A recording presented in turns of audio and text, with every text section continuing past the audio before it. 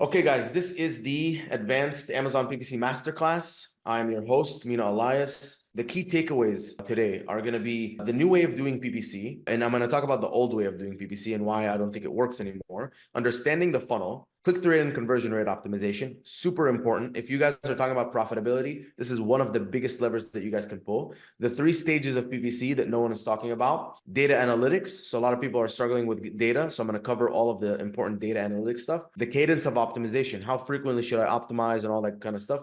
And then search query performance report mastery. I'm going to blow your mind with this macro that we created. So I'm excited for that. Who's this talk for? Brand owners from 7 to 9 figures, more specifically, PPC managers, people who hold PPC agencies accountable, aggregators, and other PPC agencies. Why should you listen to me? So for those of you who don't know who I am, I was a chemical engineer, got my bachelor's and master's, worked in corporate, worked up the corporate ladder, hated my life, decided to start a supplement brand out of a passion, tried to sell it on Amazon, became completely obsessed with how to make it work because it was my ticket out of the life that I hated. I was able to scale the brand in December of 2020. I believe that was the first time I really hit some significant revenue. We were doing $94,000 a month in revenue. I started sharing information and helping people on podcasts. I was approached by an aggregator. They tested me on one of their brands and I beat the 6 top agencies in America. There was a very high demand for me to start an agency. And so Trivium was born.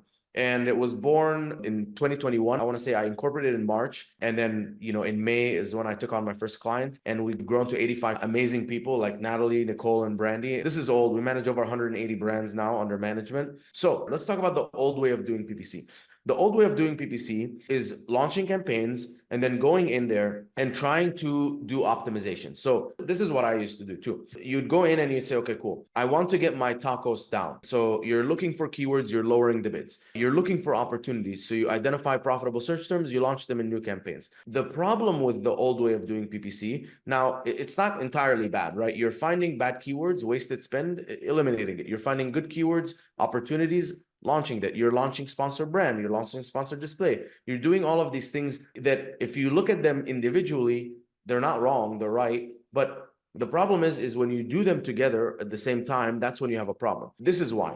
Because let's say that I'm trying to scale my brand. If I'm trying to scale my brand, I want to take actions that are going to increase my revenue. So when I start increasing bids, increasing budgets, but also lowering bids and adding negatives, this becomes a problem because I'm taking these actions in the wrong, like 2 actions in different directions. So let's say that I lowered the bid on a main sales driver, electrolyte powder, 120% ACOS drives 50 sales a day or something like that. And I lower the bids there. And at the same time, I launch 5 campaigns.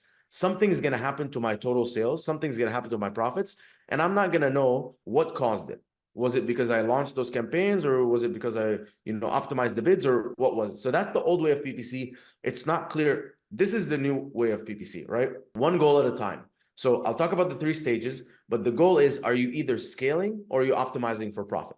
Now, if you're scaling, I don't want you to say, okay, I'm not going to add any negatives because I'm not going to optimize at all. No. Of course, if you have keywords that are bleeding, spending money and no sales, or super high ACOS and very low sales, of course, pause them, right? But those are going to be so small that they're not going to have a huge impact. But at least you're not lowering bids and increasing bids at the same time. I used to do this. I used to take the bulk sheet and I would take all the keywords that are high ACOS or spend and no sales, lower the bids. All the keywords that are low ACOS, increase the bids. Okay, I just took 2 actions in 2 different directions and I don't know what caused the result. Was it a bad result? Because of what? Was it a good result? Because of what? I didn't know. So picking one goal at a time and optimizing based on that goal. I'm going to break this down in very actionable steps, exactly what you need to do for each goal, and then understanding the funnel. So no longer can you look at PPC as just PPC. It doesn't work because it's connected to your click-through rate and conversion rate. It touches too many things. I could be the best PPC person in the world. I can jump on your account and I promise you I will not be able to save it if your click-through rate and conversion rate have a problem. Okay. So a lot of you guys are looking to, oh man, I'm looking for that amazing PPC person or that amazing PPC strategy that's going to save you. It's not going to save you if your click-through rate conversion rate are messed up. So that's why my approach is always, okay, we have, we're going to look at the funnel. We're going to talk about it. You're working on PPC. You're also working on click-through rate. You're also working on conversion rate. Everything is improving 1% better every day. That's one of our core values, is 1% better every day. So knowing the other factors that affect PPC, I talked about, click-through rate and conversion rate, and I'm going to break down every single factor that affects click-through rate and conversion rate, and then not trusting the data. So this is the new mindset. Too many people trust the data that Amazon is putting in front of them. You look at Campaign Manager and you're like, oh, okay, this campaign is doing well. The ACOS is great. And you trust that data. I want to tell you, ACOS, beyond a shadow of a doubt, is not accurate. Your ACOS is not accurate. Your sales data is not accurate. And I'll tell you how I know this.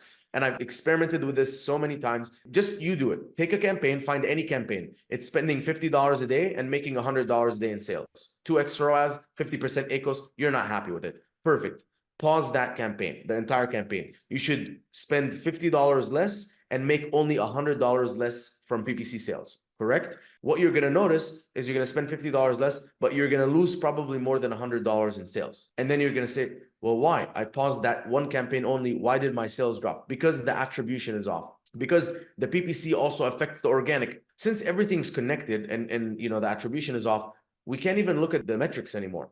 So what I can rely on is I can rely on my ad spend and I can rely on my total sales. Those are real numbers. The ad spend, I'm getting charged in my credit card. The total sales, it's showing up in my statements and my bank statements. And at the end of the day, when you take out the Amazon fees and all this stuff, it's showing up in my bank account. So that's what I can take to the bank, is those numbers. Those are the real numbers. Everything in between, I take it with a grain of salt, right? So here's how I think about it. If you were in the shower, right? And in the shower, you have a knob, and that knob says, okay, here it's 60 degrees temperature. Here it's 80 degrees. Here it's 120 degrees of water, right? So you turn it to the 120 degrees. You're expecting the water to be incredibly hot. Like 120 degrees is going to burn you. You put your hand in there and you're like, that's not even that hot, right? So now you know that these numbers are not accurate. So the only way for you to move forward beyond that point, because you know the numbers are not accurate, it's not calibrated correctly, whatever, is for you to turn the knob and then feel what happens. So you turn the knob a little bit warmer and it's like, okay, it's getting a little bit hotter. Oh, it's getting a little bit hotter. Okay, now it's a little bit too hot. Let's turn it a little bit back down. Okay, now that's the perfect temperature. So that's the exact same thing that I do with PPC. Is I'm like, okay, I can't fully trust the data. Let me take these 5 campaigns. They look like they're performing well. Let's see if we can improve the performance. Let's increase the budgets of those campaigns. Let's increase the bids of those campaigns. Now let's wait a week. What happened? What happened to my total sales? Not what happened to those campaigns. What happened to my total sales? Oh, total sales are better. Okay, solid. Now I know that change in the knob, right? The increase in bids, increase in budget resulted in a better total sales. And that's literally the approach I take with everything. So what is the funnel? This is the funnel on Amazon. Right at the top here, okay, you have impressions. These are people seeing your listings on Amazon. So people are typing in a bunch of keywords. Your listing pops up in the search results. That's an impression. And, unfortunately, sometimes you'll show up in the bottom of the page, or like page 1 loads and you're at the bottom and no one even scrolled that low. I'm not sure if that counts as an impression or not. We can't get the real answer from Amazon, but impressions are basically people seeing your listing. A certain number of those impressions are going to turn into clicks. And so that is going to be dependent on your click-through rate. So your product shows up in front of people. Certain number of those people decide, this is a good product for me. I want to take a look at it. They click on it. You get a bunch of clicks. Same thing happens. A bunch of those people, a certain number of those people that are clicks, turn into sales. And that is dependent on your conversion rate. So of course, since we're talking PPC and click-through and conversion rate, if I want to get more impressions, that's how I'm going to use PPC. I'm going to get more impressions and I'm going to get potentially better clicks. So more qualified clicks. So that's where PPC comes in, is to show your product to more and more people. But literally all PPC can do is it can show you to more and more people. That's it. So that's why when people come to me and they're like, Mina, like, we need you for PPC and you're going to save us. No. Listen, I'm going to do PPC amazing, but all I can do is I can show you to as many people as possible in the most profitable way possible.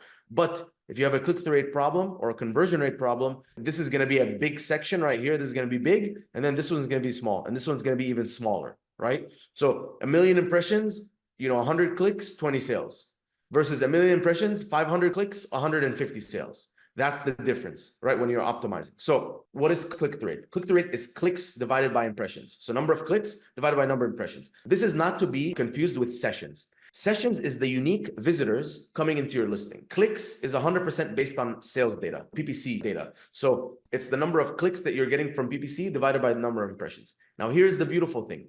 Now that Amazon released the search query performance report, you can take your total clicks that you got for a certain keyword divided by the total impressions you got for that keyword, and it will give you the click-through rate based on that keyword, paid and organic. Again, take it with a grain of salt when comparing it. Don't compare it to your PPC data, just compare all the keywords relative to each other. So the best way that I like to do this, and I'm going to cover it when we get to the search query performance report, is look at your brand name. If your brand name has a 0.8% click-through rate, then a 0.7 or a 0.6 click-through rate is pretty solid. 0.2 or 0.3 click-through rate is pretty bad. So that's how I like to look at it. It tells you how desirable your product is in the search. So it's like a bodybuilding show, right? In Amazon, someone types in electrolyte powder. There's a bunch of products that pop up. They're going to say, oh, let me look. I like this one. And they're going to click on that one. And that's what tells you your click-through rate is from the impressions, how many clicks are you getting? How desirable is my product? Now, here's the good thing. As you increase click-through rate, not only do you get more people for the same advertising efforts and for the same organic ranking, you get more people coming to the listing. It also lowers your cost per click and it increases your sessions for the exact same amount of ads, which is going to result in more sales, cheaper sales, and it gets you more clicks and more sessions coming in for free from organic. So improving click-through rate is going to have a huge impact on your business. So what are improve click-through rate? 7 factors: main image, the title, the reviews and star rating, the price, if you're FBA versus FBM, if you have discounts or coupons, and if you have a badge, like the bestseller badge. Those are the main ones that affect, and I'm going to go through them quickly, right? Because this is supposed to be a PPC masterclass, and I want to go through this faster. So main image, you want it to be high quality, attractive, big, eye candy, and mention some selling points right on the packaging. So this is kind of some before and afters that we did at Trivium. Before, you can barely read the text. It's 3 bottles. After, it's a little bit attractive, has eye candy, and you can see that it's it's hard to see here in the screenshot, but it's a serum package. Tenzo before looks weird. After, box, 10 packs, matcha. You can see that it's USDA organic and ceremonial grade. It's very nice and green. Same thing with these ones. So the more that you can get selling points on the main image, if you can use box, even if you don't have a box, if you can use eye candy, the better. Title, this is, my favorite thing to do is just to use data dive and optimize it. So take your title, run it against your competitors' titles, look where you're missing in terms of keywords, optimize your SEO for your title, and make it as readable as possible. ChatGPT can help too sometimes. Rating, super self-explanatory. I don't care what anyone says. If you have 40,000 reviews, I know Body Fortress. I personally think that they're a trash product. I think they have bad ingredients. They're not that good quality protein. They have 40,000 reviews. They're making money. Like, that's it. They're making a lot of money because they've been around for ages. I remember being 10 years old seeing this product. Price and the price per ounce or the price per count, price per package. Amazon is a marketplace, and like any marketplace, people are going to be price sensitive. Optimize your price. I like to use Prophecy, the tool Prophecy, Profasee, which uses AI. It's only $600 a month to use AI, optimizes my price. You can do this manually. Split test your pricing, increase your pricing, decrease your pricing. Look at what happens to click-through rate and what happens to your profit. And also, I ran a poll on PickFu and noticed that a lot of people, even though I had the lowest price, said that, oh, you have a high price per ounce. I'm going to go with this $40 one, even though I was 30, who has, lower. But I'm like, dude, I have 100 servings and these people have 50 servings. But for some reason, their price per ounce was less. The speed, shipping speed, FBA versus FBM. If you have a shipping speed time, you're going to have a lower click-through rate and a lower conversion rate. Coupons, you can grease the wheels with coupons. They're another thing that will improve click-through rate. Again, self-explanatory. Split test different coupons. What I found is people will take on 50% of the clicked coupon. So let's say that I have 100 people click on the coupon to save 10%. Only half of them actually end up clipping and using them in the checkout, which means I'm actually offering a 5% discount. Badges, if you're in a situation where you are very close to getting the bestseller badge, let's say you're position 3 or 4, and to get to position 1, you have to like waste a little bit of PPC money and push it a little bit harder to get there. I guarantee you that your sales will skyrocket if you get the bestseller badge. So if you're not in that situation, nothing to worry about. Then we move into conversion rate. Again, going to go through this quickly. Conversion rate is sessions, which is the unique visitors coming into the listing, divided by units sold. So the reason that I separate clicks and sessions is because you can have one session, which is me, Mina Elias, typing in electrolyte powder, electrolyte supplement, electrolyte powder for men, clicking on the different sponsor ads on these different keywords, clicking on the headline search ad, clicking on the video, and I just cost you 5 clicks and I'm one session. And maybe I convert, maybe I don't convert. So tracking sessions is super important, and it tells you how desirable your product is once the shopper is inside of the listing. Okay, so once they're in there, they click, they go in, it tells you how desirable your product is. The higher your conversion rate is, more sales you're going to do without having to change anything else. So one of the biggest levers that you can pull is improve your conversion rate. Now, a lot of people tell me, Mina, I struggle to scale profitably on Amazon. The reason is your conversion rate is too low. Your click-through rate could be also too low, but the number one thing is your conversion rate is too low. A lot of people will be scaling and they're happy, and then they're going to hit a point where it's a point of diminishing returns and they're starting to plateau. The reason that they hit this point is their conversion rate hasn't been growing proportionately. You're always going to hit a ceiling if your conversion rate is not improving. So improve your conversion rate and you'll notice that you're able to scale even more. Improving conversion rate. Here's the things that are going to affect your conversion rate. The rest of the images, the videos, your title, if you have stock, discounts and coupons, virtual bundles, bullet points, if you have defensive ads running, which will push your competitors down from the fold in the page, related products, brand story, A+ content, and premium A+ content, questions and reviews. So let's go through these pretty quickly. Rest of the images. These need to be sales images. So for example, I want you to imagine that I can't speak or hear, I can only see, and you can't speak or hear to me. You're going to come up to me and you're going to give me a book that has 5 images in it. And in that book, just by flipping through the images, I am now convinced that your product is the best product on the market and it's the best product for me. That's how you should think about those images. So every single image should have a selling point, a benefit, why this is the best product, why it's better than everyone else, why it's going to solve my problem better than everyone else. That's the way to think about images. Keep them nice, creative, image heavy, and big like blocks of text. Boom, boom, does this, does that, prevents crash, adds hydration, does the, just different things. So as I'm looking, again, remember, we're all now used to TikTok and short form content and reels. Our attention span is getting shorter and shorter. You need to sell me by quickly looking in 5 images. You can do this obviously by doing competitor analysis, but also go look at all of the 1-star reviews of your competitors, document all the stuff, the bad stuff that they have, look at the 5 stars of everyone, all the good stuff, and then quickly showcase in the images how you don't have any of the bad stuff and you have all of the good stuff. Adding a video, this is definitely something, that's going to help your conversions. And you can do this in a few ways. You can, get a full production done. You can use the Creative Percent, for example, or Video Fresh. Those are 2 amazing companies that you can get videos done, or you can use user-generated content. So you can find creators on Instagram, YouTube, whatever, have them make a video. That's what I did. My neighbor is actually an Amazon influencer and a TikTok shop influencer. And she pretty much did a video for me right in her apartment, and it was amazing. And I saw a conversion rate improvement. Title, we talked about the title. SEO optimization, it needs to be easy to read. Now pay attention to the desktop versus mobile cutoff. So when you're writing the title, go and preview it in desktop and mobile and make sure that the mobile title doesn't cut off in a weird place. The store, people are going to judge you based on your store. You don't have to have an amazing store. Here's what I did that was super, super easy. I went and I found my top competitors. I looked at their modules. I took it, the best of everyone. I sent it to my graphic designer. I said, can you please recreate, MMA nutrition to look like, this storefront? And that's it. And I replicated. And it was very, very simple. But then when people come and visit the storefront, they're like, okay, cleaner ingredients, higher standards. This looks like it's a good brand. Rating and review count, self-explanatory. Under 4 stars, like 3.5 stars, you're going to suffer tremendously. So you should have a focus on staying 4 stars and definitely 4.5 stars, right? 4.5 stars is really where you want to be. 5 stars, it's going to be very hard to maintain. I also remember back in the day when I was a shopper, I would not feel comfortable with the 5-star products. I would feel like there may be a scam or something I don't know why. They were too good, but 4.5 stars was kind of realistic for me. So I think 4.5 stars is good. The more, the better. I'm going to tell you this, right? And I'm going to take a minute to talk about reviews, and I'll tell you how I do reviews. You are not going to succeed on Amazon without having a lifetime, long-term review strategy. The way that we do it is pretty simple. I have an electrolyte product. I know that hot yoga gyms, cyclists, runners, and marathon runners, and CrossFit athletes, and MMA athletes, all of them, they want hydration. They use hydration. So I'll go to those pages on Instagram. I'll find the people engaging in the comments, and I will cold DM 50 people a day. And I'll say, hey, what's up? I just, we just released a new flavor or whatever of hard work, or not even, we can say, we're looking for feedback on our product, Hard Work Electrolytes. I'd love to give you a product for free. In exchange, just tell me how you like it. Perfect. Yes. Send them the money, Venmo, PayPal. We reimburse them. They buy the product. We wait a few days, ask them how they liked it. They say, oh, I loved it. It was pretty good. I'm like, okay, cool. Can you please mention that feedback on Amazon in a review?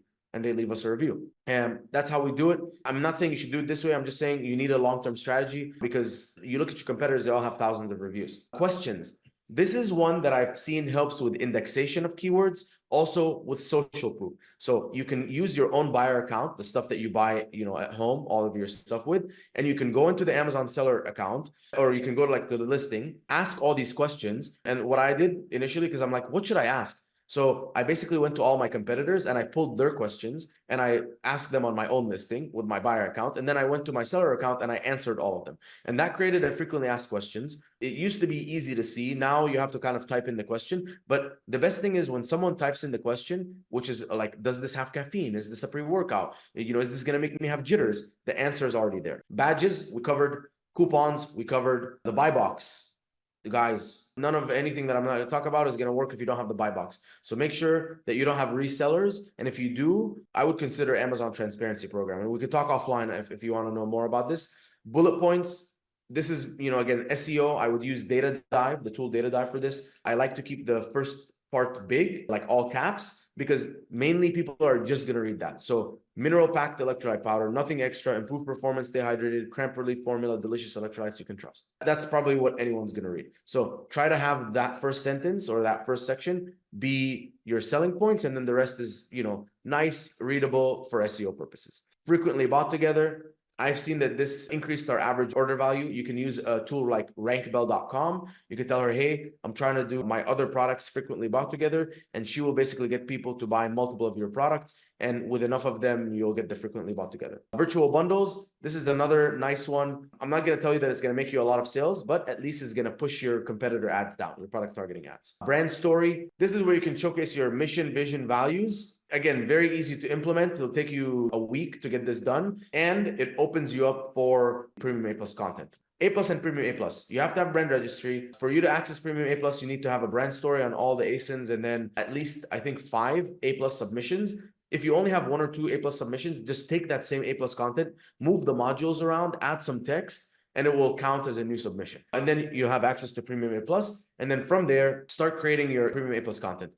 This is an example of like Premium A Plus content that we did for NeuroGum. You want it to flow and sell your product. So as I'm going to do, this is Neuro, functional gum. It's a science to the science. It's patented, lab approved, optimized absorption, NSF certified, FDA compliant. The first nootropic gum on the market has this ingredient, that ingredient, sugar-free, aspartame-free. So it's selling me, and then at the bottom says validated by research. So this is kind of the vibe. This is how we created it. You'll see mine, like hard work right there. This is the vibe that you're going for when you're going for Premium A Plus content, is to, have a nice flow of, selling your product. Maximum endurance in every serving, 1,000 milligrams of amino acids, 650 milligrams of electrolytes, 100% vitamin C, cramp relief formula, keto electrolytes, a bunch of badges. And you can see in all the other ones, it's the same thing. You're kind of trying to sell your product as you go through the Premium Plus content. UGC videos, this is massive for social proof.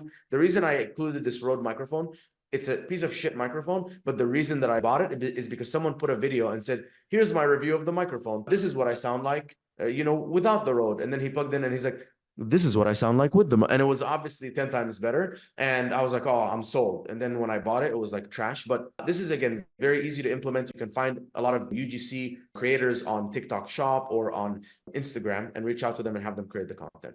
And if you need, hit me up. We have one, our neighbor, she'll do it for you. Reviews, we already talked about it, but very, very quickly, if you can get videos and images in the reviews, they will help tremendously. All right, the 3 stages of PPC. Now we get into the PPC.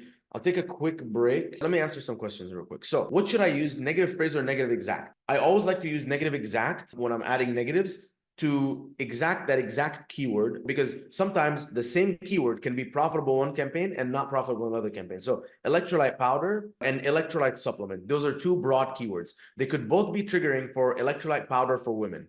And in one campaign profitable, the other one not profitable. So if I'll negative exact it in just that campaign, and the reason I don't use negative phrase is because then it will negative anything that has the word electrolyte in it, which is like, what's the point, right? Why am I like doing that? The only exception is if it's an irrelevant keyword. So one of the brands we managed was a credit card holder. One of the keywords was vaccine card holder. So I'm like, obviously this is not a vaccine card holder. I negative phrased the keyword vaccine. And so anything that has vaccine in it doesn't apply to me. So that's when I would use it. So Three stages of PPC optimization: scaling, optimizing, and plateauing.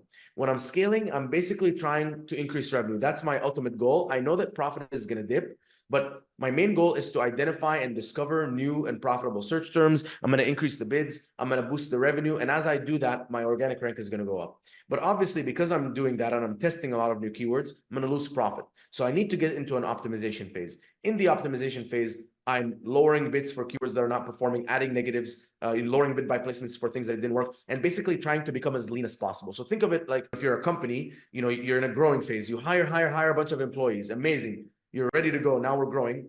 I know, okay, but we're not making any money. So you're like, okay, let's pause. Let's eliminate any of the waste in our company, and let's get more and more clients. So we're getting more and more clients. Now we're making more and more money. Okay, now we finally have profit. Same thing, right? And then we go into a plateau phase. So the plateau phase is where I'm not messing around with the PPC spend as much. I'm keeping it the same, just relatively the same. If there's any bleeders, I'm obviously negativing them. But the reason that I'm keeping it, plateaued is so I can optimize the click-through rate and conversion rate and see if I can increase my profit without even changing the ads. Now, the problem is if you try to do a lot of click-through rate and conversion rate optimization while you're messing around with ads at the same time, what's going to happen is I increased my ad spend and I changed my main image. What caused what? Did my sales go up or down? Are my sales up because I have a better main image, or my sales up because I'm increasing my ad spend? This is where kind of it gets confusing. So that's why the plateau phase is very important. I used to only do scaling and optimizing. The other thing I realized is when I scaled and optimized, so increased revenue, lower profit. The lower revenue increased in profit. And then at that point, I started increasing revenue again and then lowering in profit. So what happened was, when was I keeping that higher profit? So I needed a period to collect the higher profit and also a click-through and conversion rate optimization. So scaling phase. If your ad spend is low, you should scale. So when should you use the scaling phase? The scaling phase is when you're trying to grow your revenue. If your ad spend is low, there's no point in optimizing. Let's say you're spending $50 a day. You're going to optimize to $20 a day. Like you're going to make $30 a day more in profit. That's what's going to make you money. Doesn't make sense. You need to scale. You need to scale to $100, $150 a day in spend. And then later on, you'll optimize for profit. You can't optimize that much when your ad spend is low. So that's why I think you should scale. The goal of scaling is to find as many profitable keywords as possible. So we're launching new campaigns. We're discovering as many keywords as possible. We're increasing our bids on keywords, showing them up higher, seeing where we can push the limits of certain keywords and get as many sales as possible with our current budget. And then you keep scaling until your profit is too low or your loss is too high. So if you guys are starting out, you're already losing $100 a day. You're like, I can max, you're already losing $100 a week. You're like, I can max lose $500 a week. So, sale price minus Amazon fees, minus COGS, minus PPC, minus everything, $500 a week. That's the max I can handle. So you keep scaling till you hit that max. You hold that max for maybe a week, and then you start optimizing for profit. So what are the actions that you take when you're scaling? You're increasing bids. So you're identifying profitable targets. So you go into the bulk sheet, highlight everything, sort and filter, setting a ROAS filter, saying, okay, show me anything that has, highest to lowest ROAS or greater than 3x ROAS. You're seeing all those keywords and you're going in and you're increasing the bids. How much do I like to increase the bids by? 5 cents, 10 cents, 15 cents, nothing crazy, right? Not a percentage, nothing like that. Because again, remember the faucet in the shower sort of analogy is, okay, it's not hot enough. Boom, it's boiling hot. Bam, now it's not hot enough. It's cold again. Boom, now it's hot again. So that's why I don't like to do the big changes in bids. Small changes over time. I'll do it 3 times a week. Small changes. So 10 cents, 10 cents, 10 cents, like 30 cents a week, but in small increments so I can get data as opposed to one big jump. Increasing budgets. If your campaigns are performing well, increase the budgets. All you have to do is go in and pretty much you have a campaign. Even if it's not spending the whole budget, spending $30 out of the $100 budget that you have, take it to $500. What's going to happen? Maybe it spends $80 a day and it's profitable because you already had the good performance there. Increasing bids by placement. So going into each campaign or doing it in the bulk sheet, identifying which placements had really good performance. So it's either top of search or product pages. Rest of search, I wouldn't mess around with their bid by placement, because what does it mean to spend 50% more to be in the rest of the search? It doesn't mean anything to me. It means you can be in page 4 or page 2 or page 3. So for me, top of search first page makes sense. If I look at the data and I performed well in the top of the search first page, I'm going to double down. And if I look at the data and I didn't perform well, I'm not going to do anything. Launching new campaigns. So this is where I'm going into the search term report primarily, or even sometimes I'm just going into data dive. So data dive or Helium 10, identifying keywords that my competitors are ranking on, that I'm not ranking on, and I'm not targeting already, launching them in their own campaigns, or going to the search term report, identify profitable keywords. So highlight everything, sort and filter, only show broad and phrase and auto campaigns and expanded ASIN campaigns, and sort for like anything that has an ACOS of 20% or less, or a ROAS of 4x or more, profitable keywords. And then you can take all those keywords and then deduplicate them. And if you guys don't know how to deduplicate, we have the Amazon Growth Toolbox. It's our macro for deduplication.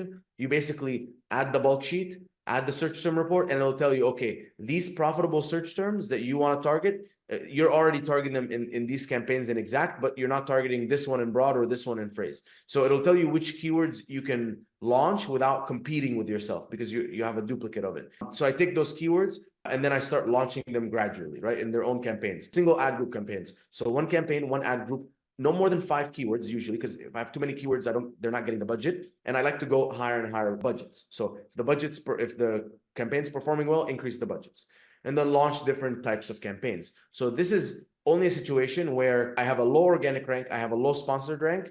Let me try something else. Let me try a sponsored video campaign over there. But usually when I have high organic and high sponsored rank, I try to stay away from launching a sponsored video or a headline search ad, because I've noticed cannibalization. People will click on the sponsored ad and also the sponsored video. I'm going to get charged twice, and I'm going to make the same sale. Optimization phase. This is after scaling. So now you've scaled, you've grown, let's optimize for profit. That's where you reap the benefits, right? You're lowering the spend, you're increasing your profit, you're making more money. What are the actions that you're going to take? Lower bids, self-explanatory. You're going to go, let's say, start with the targets. Go into the targeting tab or go into the bulk sheets. Sort by if the ACOS is too high, or if you're making spend and no sales. So if the ACOS, let's say ACOS greater than 80%, or spend more than 50% of the price of your product and no sales. So let's say you have a $30 product, $15 in spend and no sales. Let's start lowering the bids. Lower the bid by placements. Go into the campaigns. Let's say during the scaling phase, you're like, oh my God, top of search was performing amazing in these campaigns. You jacked it up 50%. Now you're like, okay, now the ROAS is even worse than the rest of search. Let's scale it back down. Adding negatives. This is super, super important. So going into the search term report, and I like to go into the search term report first before lowering the bids. I like to add negatives first, because sometimes a broad and phrase keyword, they don't need a lower bid. They need negatives. And then if it's still not working, lower the bids. So go into the search term report, highlight everything, sort and filter. Remember, auto, broad, phrase, and expanded ASIN. Exact and product targeting, you're going to manually just lower the bids. So the other ones, these are where they have search terms in them. And I'm going to add my filters, $15 in spend and no sales, or greater than 80% ACOS, add them all as negatives. Now, usually it's a very manual process. You copy the keyword, you find the campaign, you add it as a negative. In the toolbox, we have a bulk negative. So you literally just put all the keywords in there, or you just put the bulk sheet in there and you put your criteria, and it creates you a new sheet that you just upload to Amazon for all the negatives. Cool. Plateau phase. Very self-explanatory here. You plateau, you're focusing on taking the profits in that you've accumulated from the profitability phase. And now you're focusing on click-through rate and conversion rate improvements. Because if you're profitable, and let's say you're making $100 a day in profit, and now you're making $150 a day in profit after the optimization phase, now it's like improve my click-through rate, improve my conversion rate. Now you're making $250 a day in profit with all the ads being the same. You didn't have to touch the ads. And so how long should these cycles last?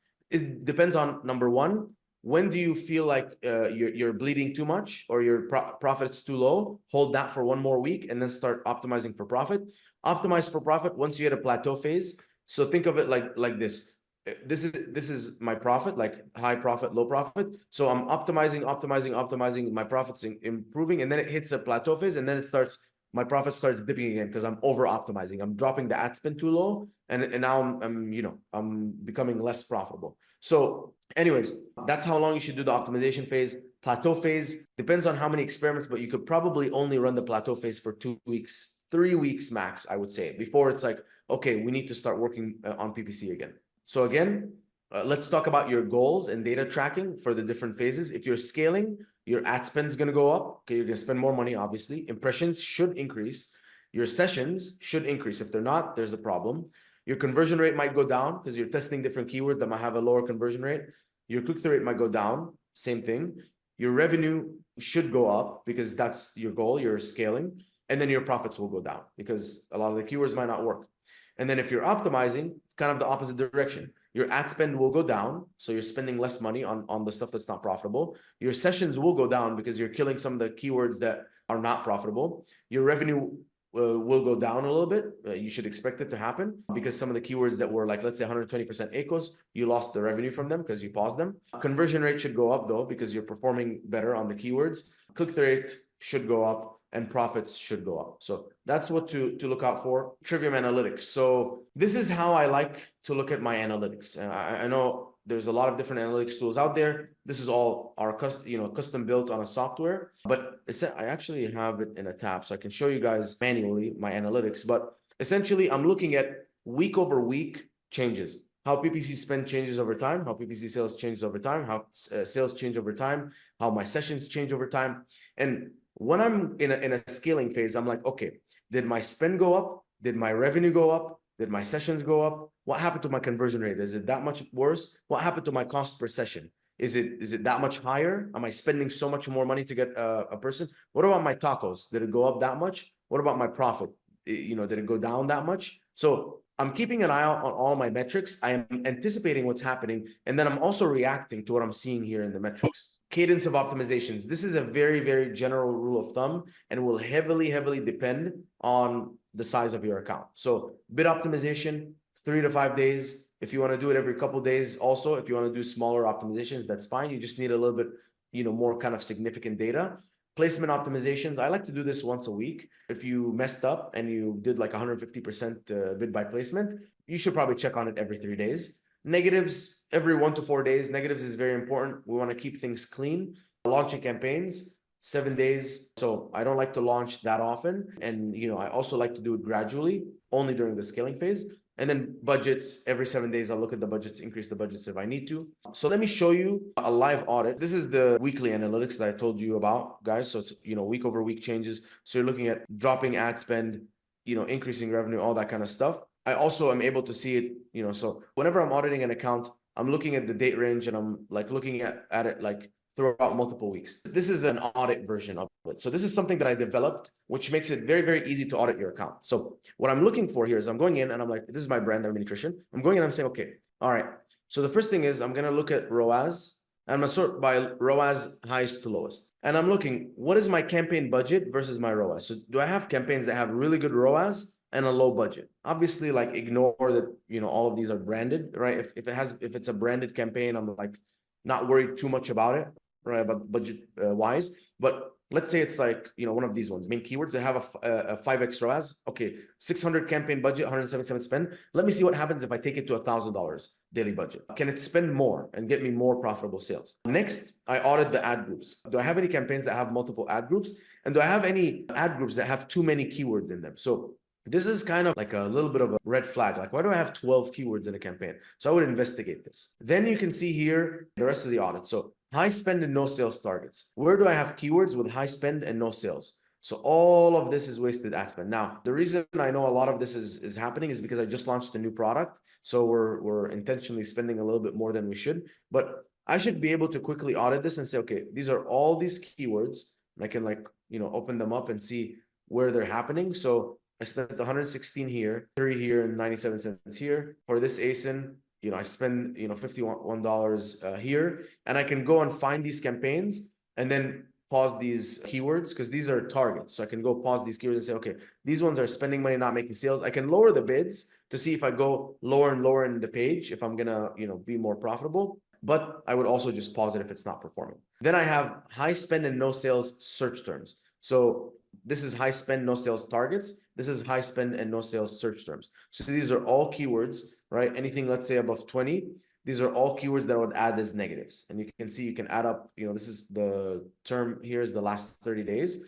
So you can add up all this and see this is the potential savings. So probably have $300 or $400 in potential savings here. High ACOS targets. So now again, what are the keywords that have a super high ACOS? Go in here, electrolytes, powder packets. Let's see, $187 in spend, $29 in sales. So that's the kind of stuff that I'm looking to lower bids on or add as negatives. And then high echo search terms, exactly the same thing. I'm going in, I'm finding all the high echo search terms, adding them as negatives in the campaigns. This is a match type presence. So this shows me, all of the keywords that I have going on, and I can sort by, spend, or I can sort by sales. So I can sort by sales, and I can say, okay, these are keywords that I, performed well on. I'm generating sales. Do I have them in sponsor brand? Do I have them in sponsor product? And what match type? So, this one, for example, hydration powder, I have it in broad and I have it in phrase, but I don't have it in exact. And if it's already, well, I guess this only made me $29 in sales. But that's the way that I would go about it, right? Is I would go and I would try to find the gaps, say, okay, this one's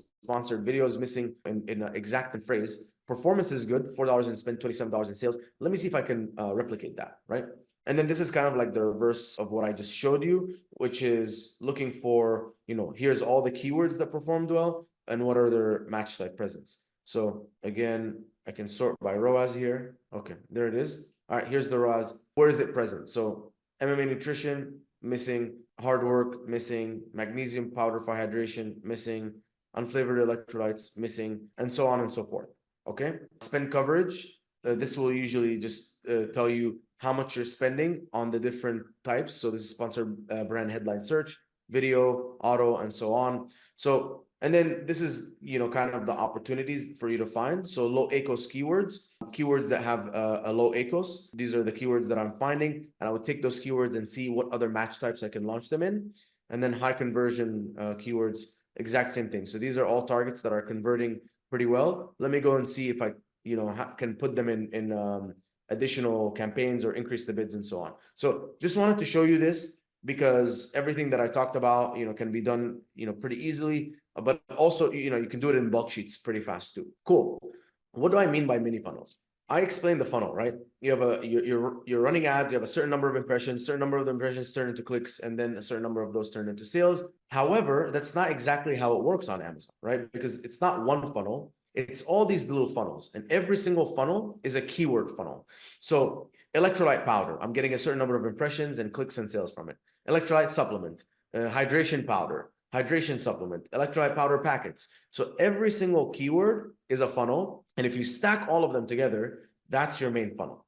So where can you see all of these funnels? In the search query performance report. So if you guys have access to brand analytics, you're just going to go to the menu, go to brands, and go to brand analytics. It's going to take you here.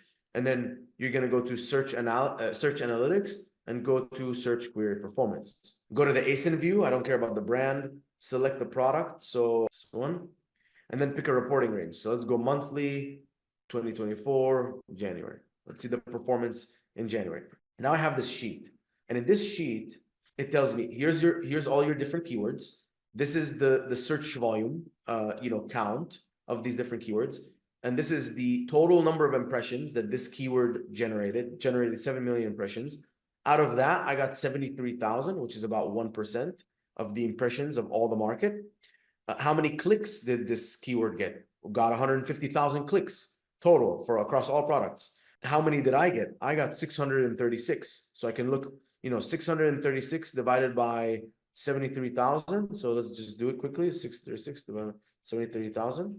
I have a 0.008 click-through rate. So yeah, well, 0.008. So 0.8% click-through rate, which is pretty high, 0.8% click-through rate. So I think 1% is amazing in terms of click-through rate, 0.2% is low. So I have a high click-through rate here. And then out of all the clicks in the market, I got 0.43% of them. So I got 1% of the impressions, only 0.43% of all the clicks. There was 33,900 add to carts. I got 126 of them. And then there was 13,954 sales. I got 55 of them. Okay. And so you can see here, I can, max this to 100 rows. And you can see here, this is all of the sales that I got from all the different keywords. Now, I have to confirm if all these numbers add up to the accurate number of units that I sold. I've yet to confirm it, but this is amazing because it tells me my exact funnel as I take my product from this search term. How many impressions did the search term get? How many percent of them did I get? How many clicks did I get? How many add to carts did I get? How many sales did I get? The reason I'm showing you this is because there is hidden opportunity in the search query performance report. First of all, I mean, it's important to understand how you're performing. Second of all, I'm going to show you my macro, which I'm very excited about, and it's going to explain to you how you can identify opportunities in the search query performance report. So let me open up the spreadsheet. So what we did here was we combined the search query performance report with the search term impression share report with the Cerebro report, and we put them all together. So you can see the instructions here are like super simple. It says clear the data, download the sheets, put them in the right folder, in the right tabs, and then run the macro. Super simple. Let's go to the main sheet. All right, so here's all my search terms, and it compares the Cerebro search volume with Amazon's search volume. So you can see, you know, Cerebro said 793, Amazon search query said 974. Cerebro said 2000, Amazon said 4164. Next, it's going to show you your organic and sponsored rank. Then it's going to show you your spend, sales, and impression share, and your rank, your impression rank. And then it's going to show you, you know, the metrics that we talked about. So here's what I do. The first thing I do is I go and I look at conversion rate, and I sort conversion rate by descending. So now it's showing me all the keywords that I have really good conversion rate on. So the next is, which of those keywords have really solid search volume? So this one, this one, this one, this one. Okay, so let's just highlight these. Let's start with these. Okay, so these are all keywords that have really good search volume. Next, let's look at my impression share of those. So my impression share is 4% here, so, you know, pretty decent. 0.62% here, low. 0.74% here, low. 1.35% here.